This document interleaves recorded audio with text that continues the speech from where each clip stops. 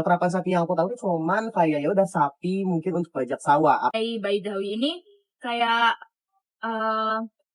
memunculkan ide ini karena hasil panen dari warganya itu kayak kurang maksimal gitu. Terus karena itu pengolahan tanahnya tuh masih buruk gitu jadinya. Selamat sore teman-teman, kembali lagi bersama aku Muhammad Afshal Faisdesian di Kultcast atau Cultural Podcast. Nah, di episode kali ini aku ditemenin sama dua narasumber yang udah kece-kece banget nih. Dan kita bakal bahas-bahas tentang kebudayaan dari Pulau Madura. Nah, teman-teman bakal penasaran gak nih kira-kira kita bakal bahas apa aja? Langsung aja simak videonya ya.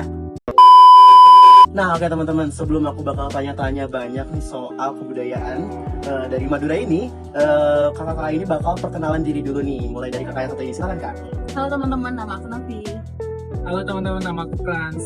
Nah, oke, di sini ada Kak Novi dan juga Kak Frans yang bakal nemenin aku buat kita ulik-ulik nih salah satu kebudayaan yang dari Pulau Madura, yaitu kebudayaan karapan sapi Madura. Nah, Kak Novi, Kak Frans, aku mau nanya nih soal karapan sapi Madura tadi. Nah, tradisi karapan sapi Madura tuh apa sih? Karena yang aku tahu nih ya, Kak Novi, Kak Frans, karena karapan sapi yang aku tahu tuh cuman kayak ya udah sapi mungkin untuk bajak sawah. Apakah memang karapan sapi Madura itu berbeda dari yang aku tahu itu? Mungkin bisa dijawab nih. Silakan, Kak. Oke, jadi karapan sapi itu merupakan tradisi turun-temurun dari Pulau Madura.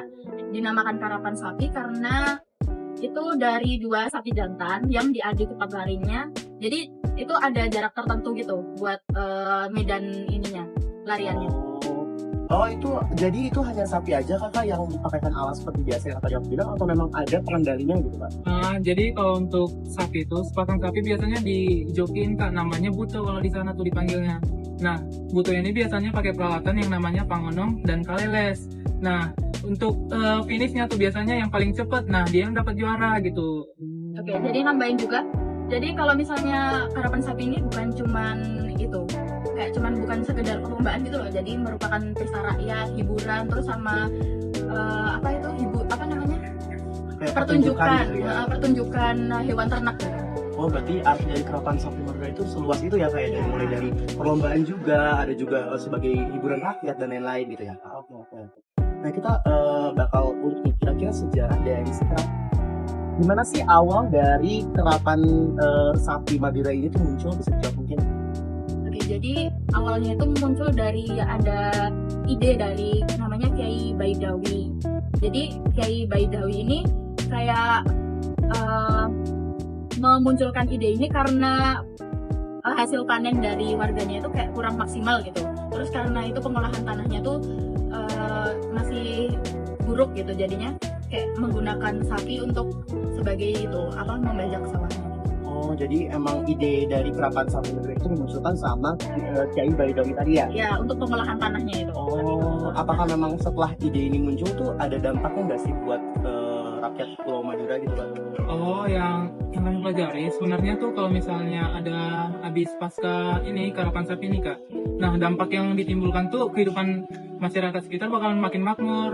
Nah, Kiai itu tadi dia kan menggelar pesta panen di alun-alun biasanya Kak untuk hiburan lomba gitu, habis lomba. Jadi dia juga lomba yang diadakan di alun-alun ini biasanya pakai lagu tradisional deh Kak. Jadi makin meriah dengan kehidupan tradisionalnya. Ya, sesuai tujuan tadi buat pesta rakyat. Iya, ya. benar. Terus kayak memperbaiki perekonomian. Jadi setelah ada inisiatif dari Kiai Baidawi tadi, hasil panennya tuh jadi lebih banyak gitu.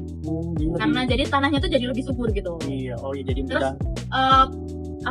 warga-warganya di situ tuh jadi banyak yang melihara sapi. Jadi kan ada penghasilan tambahan selain dari pertanian, dari peternakan sapi itu. Jadi melihara sapi juga itu jadi hasil cuan lah ya buat masyarakat Madura gitu. Oke. Jadi ternyata sejarahnya juga cukup menarik ya, karena dari ide seseorang Kiai Baidawi tadi untuk kira-kira karena pengolahan tanahnya buruk, akhirnya ada ide buat karapannya pakai sapi, dan juga jadi akhirnya jadi pesta rakyat buat rakyat Madura itu sendiri ya. Iya, benar. Oke. Nah, tadi kan udah sejarah nih. Kalau misalnya kira-kira tujuan dari karapan sapi itu apa sih? Apakah ada yang menarik dari tujuan dari karapan sapi Madura ini? Jadi awalnya itu kayak cuma sebagai hiburan gitu ya. Tapi lama-kelamaan tuh buat memotivasi warga sekitar untuk petani juga. Jadi kayak buat memotivasi agar itu loh, apa namanya, mereka tuh jadi banyak yang memelihara sapi itu tadi. Oh, ya, Jadi tadi itu ya. lebih ke memotivasi bidang perekonomiannya aja sih. Biar ekonomi dari si rakyat Madura ataupun dari rakyat Kepulauan Madura ini tumbuh gitu ya, karena Iya. dari ide si Kiai Badawi ini. Nah, apakah dari ide Kiai Badawi ini memang benar gitu orang Madura itu bakal lebih banyak melihara sapi gitu? Apakah memang oh ya udah cuma sebentar terus lalu hilang gitu? Apakah Oh, gitu? enggak dong Kak. Jadi sebenarnya tuh abis Puloman ini hampir setiap rumah sekarang tuh, hampir setiap keluarga mereka bakal melihara sapi karena mereka ngerasa tuh emang itu udah cocok bagi keluarga mereka. Jadi karapan sapi ini bukan hanya memunculkan pesta rakyat dan lain-lain, tapi dampaknya tuh sekarang setiap rumah keluarga biasanya di daerah Madura tuh bakalan melihara sapi Kak.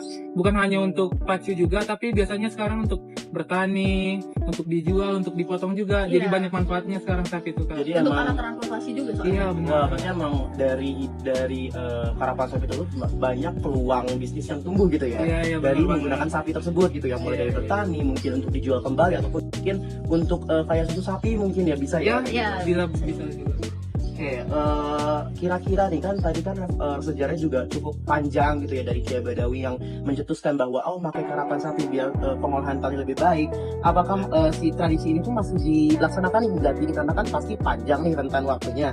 Apakah emang karapan sapi Madura tuh udah jarang digunain atau misalnya kayak malah makin eksis gitu di Madura? Kalau masih ada nih, apakah dalam tradisi tersebut tuh ada perubahan? Itu bisa dijawab.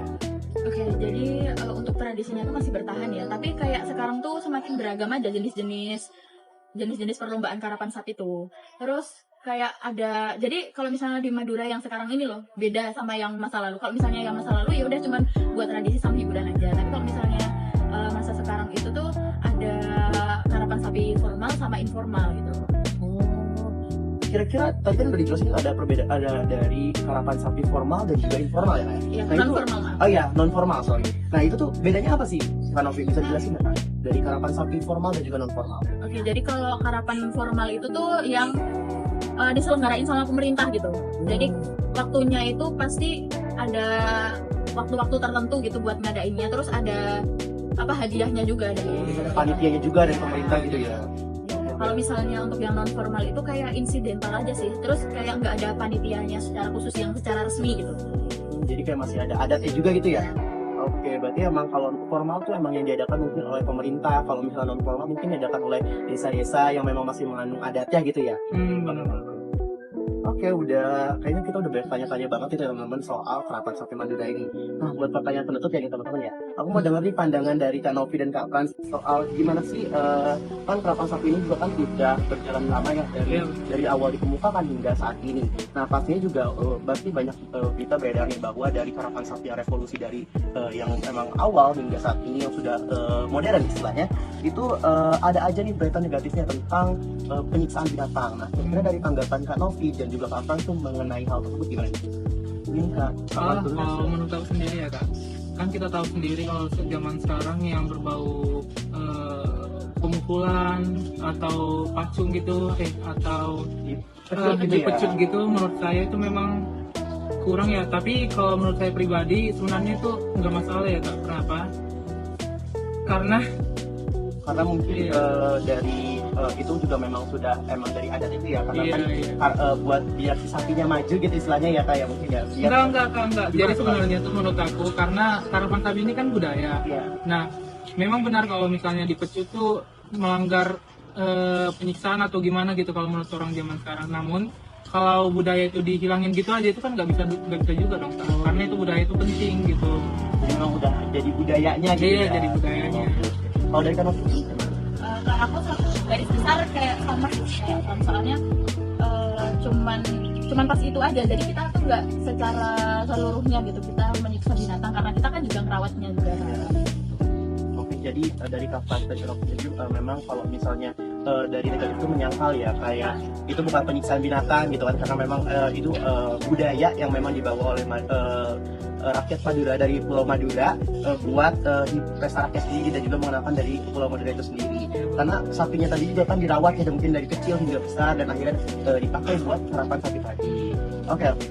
mungkin segitu dulu nih teman-teman atau diskusi tentang karapan sapi Madura. Nah, sampai sini dulu aja videonya. Terima kasih sudah menonton. Thank you for watching and bye-bye. Bye.